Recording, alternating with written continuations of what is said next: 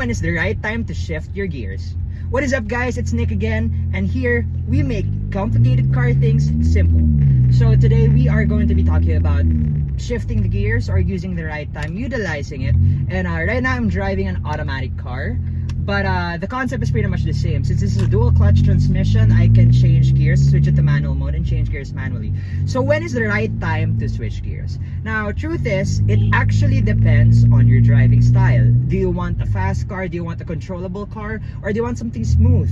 Are you driving uphill or are you driving in the city? Do you want to save gas or do you want more performance? It all depends on you, and that is the best thing about manual cars. You can control everything. You can decide which gear you want, and truth is, you can go 70 kph on the first gear, and it depends on your car, the gear ratios of your car. So let's say you have 10 gears in your car, then let's say first gear can only go up to 40. It really depends on the car, but truth is, you have your tachometer, which displays your RPM, and as long as you don't redline the engine, everything is good.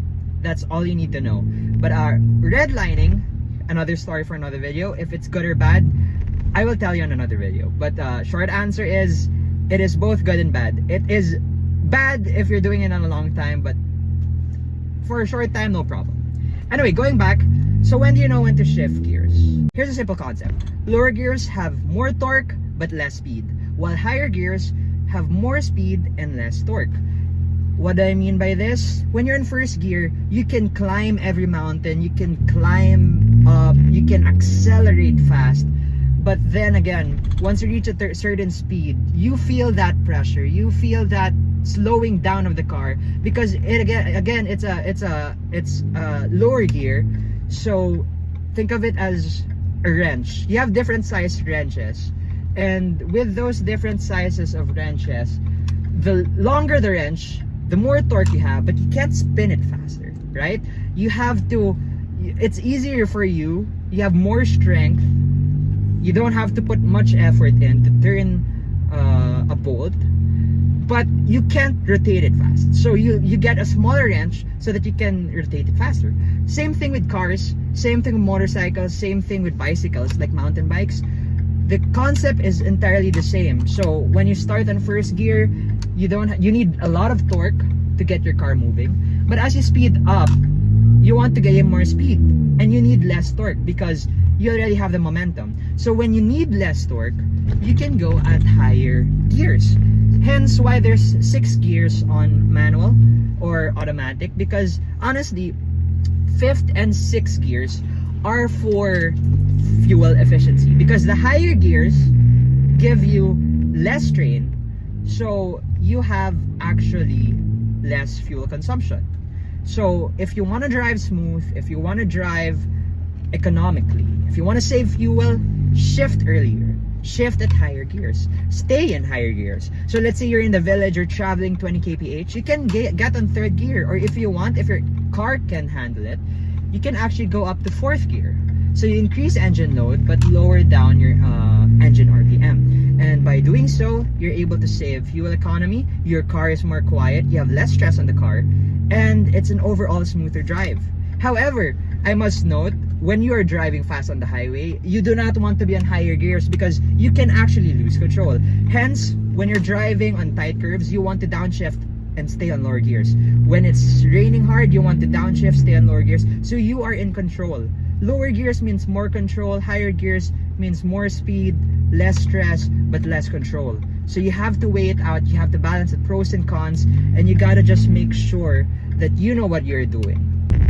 So let's actually demonstrate what I'm talking about with shifting gears. So right now we are traveling 28 kph. I'm sorry I can't show the video since I cannot hold my phone. I am driving right now, but you can hear it in the audio. So right now we're traveling 20 kph. Let's switch my car to manual mode. So we're on 2nd gear, but let's drop it to 1st gear.